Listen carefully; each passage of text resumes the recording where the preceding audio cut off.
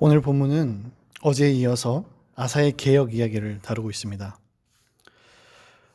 르호보암, 아비암, 아사, 남유다의 세 번째 왕이죠. 르호보암과 아비암의 일대기는 악행이었지만 아사는 선행의 왕입니다. 그는 14장의 말씀처럼 우상을 제거하고 하나님을 의지하여 전쟁에 승리합니다. 15장의 이야기는 전쟁에 승리하고 돌아온 후를 기점으로 설명합니다. 1절과 2절을 읽어보겠습니다. 하나님의 영이 오뎃의 아들 아사랴에게 임하심에 그가 나가서 아사를 맞아 이르되 아사와 및 유다와 베냐민의 무리들아 내 말을 들으라. 너희가 여호와와 함께하면 여호와께서 너희와 함께 하실지라. 너희가 만일 그를 찾으면 그가 너희와 만나게 되시려니와 너희가 만일 그를 버리면 그도 너희를 버리시리라. 하나님은 1절부터 7절의 이야기를 통해서 아사랴를 통해 세 가지를 이야기하십니다. 첫 번째로는 임마누엘을 말하신대요. 너희가 나와 함께하면 나도 너희와 함께하겠다. 반대로 함께하지 않는다면 하나님도 함께하지 않는다는 이야기를 하십니다. 두 번째로는 백성이 하나님을 찾으면 그들 만난다고 하십니다. 반대로 말하면 찾지 않으면 당연히 만나지 않는다라는 이야기죠. 셋째로는 백성이 하나님을 버리면 하나님도 그들을 버리신다는 것입니다. 이미 그들은요 이런 일을 경험했습니다. 역대하 12장 5절입니다.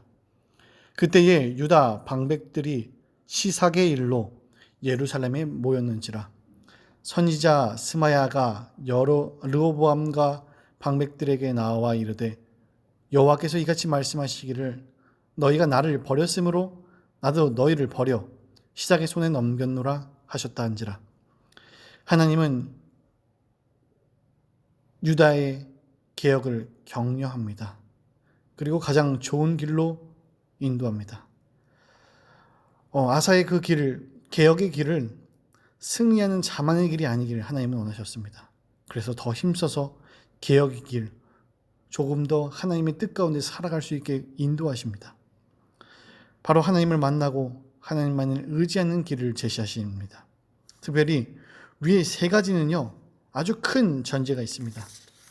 너희가 나를 버리지 않는 한, 너희가 나를 떠나지 않는 한, 너희가 나를 찾는 한, 하나님을 버리지 않는 한 그들을 버리지 않는다고 말씀하십니다. 오늘날 우리들에게도 마찬가지입니다. 우리가 예수 그리스도의 사랑을 버리지 않는 한 그분은 우리를 버리지 않으십니다. 끝까지 인도하시는 아버지이십니다. 전심으로 주를 찾으면 만나 주시는 분이 바로 아버지이십니다. 그게 바로 신앙의 개혁의 길입니다. 그 길로 안주하는 것이 아니라 그 길을 더 걷는 것입니다. 또 놀라운 것은요, 16절의 이야기입니다. 16절입니다. 아사왕의 어머니 마아가가 아세라의 가증한 목상을 만들었으므로 아사가 그의 태우의 자리를 폐하고 그의 우상을 찢고 기드론 시냇가에서 불살랐으니. 어머니를 아세라의 목상을 만들었다고 태우 자리를 뺐습니다. 그리고 그걸로 끝나지 않고요, 우상을 불사릅니다. 진정한 개혁은요, 가족부터 시작되고 자신부터 시작하는 겁니다. 이게 바로 신앙의 자세이고 이게 바로 개혁의 자세입니다. 자신과 가족을 배제하고 개혁은 온전한 개혁일 리가 없습니다. 지도자가 밖에서만 외치는 것이 아니라 본인이 먼저 하는 이 자세가 필요하다는 거죠.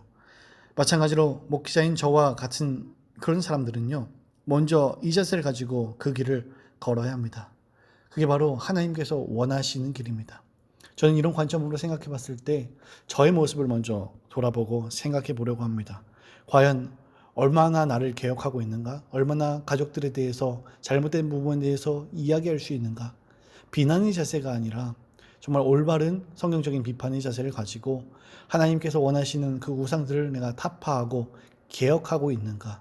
내 마음에 혹시라도 하나님보다 더 사랑하는 것이 있고 지도자로서 목회자로서 하지 않아야 될 것을 하고 있는 것은 아닌가? 저를 먼저 돌아봐야 되는 거죠. 또한 이 길을 가기 위해서는요, 아사의 자세를 하나 배워야 합니다. 8절인데요. 아사가 이 말 곧 선지자 오뎃의 예언을 듣고 마음을 강하게 하여 가증한 물건들을 유다와 베냐민 온 땅에서 없애고 또 에브라임 산지에서 빼앗은 성읍들에서도 없애고 또 여호와의 낭실 앞에 있는 여호와의 제단을 재건하고 표현을 보면 아주 재밌는 이야기가 나옵니다. 선지자의 이야기를 듣고요. 아사가 이렇게 생각합니다. 마음을 강하게 하여. 선지자의 말을 듣고 주저앉거나 나는 할 수 없어의 자세가 아니라 그 말을 듣고 마음을 강하게 한다는 거예요. 나에게 하나님이 또 이 길을 제시하시는구나. 하나님께서 나에게 이런 길을 제시하신다면 나는 오늘도 이 길을 가야지. 하나님이 나와 동행하시니 내 마음을 강하게 하여 이 길을 가겠다. 이게 바로 신앙의 자세인 것이요. 우리말 성경에는요, 이 마음을 강하게 하여를 용기를 얻었다고 표현합니다. 저는 이렇게 바꿔서 생각해 보고 싶습니다. 수많은 설교를 듣고 많은 말씀을 듣습니다. 그 말씀을 듣고 나는 못해의 자세가 아니라 이 말씀의 능력으로 용기를 얻어서 이 길을 가는 것입니다. 그리고 다른 사람이 먼저 개혁하기를 바라는 게 아니라요. 아사의 자세로 그의 가족부터 개혁하고 자신부터 개혁해 나가는 자세가 바로 신앙의 자세입니다. 분명히 14장에서 오늘 우리가 살펴본 그 성경 앞에 있는 말씀을 보면은 승리하고 돌아왔습니다. 거기서 안주할 수도 있고요. 이 정도만 했으면 됐다라고 말할 수 있습니다. 하지만 아사의 자세는 그런 자세가 아닙니다. 선지자의 이야기를 들었을 때에 그 이야기를 듣고 하나님의 뜻이 이렇다면 내가 마음을 강하게 하여 용기를 얻어서 이 길을 가겠다. 그리고 다른 사람을 보는 것이 아니라 우리 가족부터 그리고 나부터 먼저 개혁하며 내 안에 있는 우상들은 없는지 타파하고 그것을 불사르는 그런 놀라운 일들을 해낼 수 있다는 거죠. 이게 바로 우리가 예수 그리스도를 주로 고백하는 믿음과 신앙의 자세입니다.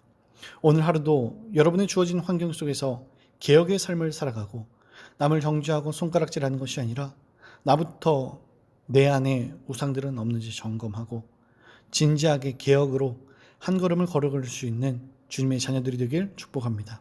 기도하겠습니다. 살아계신 아버지 감사합니다. 오늘 아사의 개혁을 보며 우리들의 신앙을 돌아봅니다. 아사는 아사랴 선지자가 와서 이야기한 말을 귀등으로 듣지 않았습니다. 귀 기울이고요. 그 길을 걸어갔습니다. 남들을 바라보며 정죄하는 것이 아니라 자신과 가족부터 먼저 개혁하는 올바른 신앙인의 자세를 보여줍니다. 우리도 그 길을 걷기 원합니다. 특별히 용기를 얻어 마음을 강하게 하여의 자세를 우리도 가져서 힘들지만 다시 한번 우리를 먼저 개혁하고 진정한 예수 그리스도의 제자로서 이 땅을 살아가게 하옵소서. 새벽에 많은 기도 제목을 가지고 나온 주의 자녀들 축복하시고 힘들고 어렵지만 이 길을 묵묵히 걸어가고 삶으로 예수 그리스도를 보여주는 믿음의 자녀들이 되게 인도하여 주옵소서. 예수님의 이름으로 기도합니다. 아멘.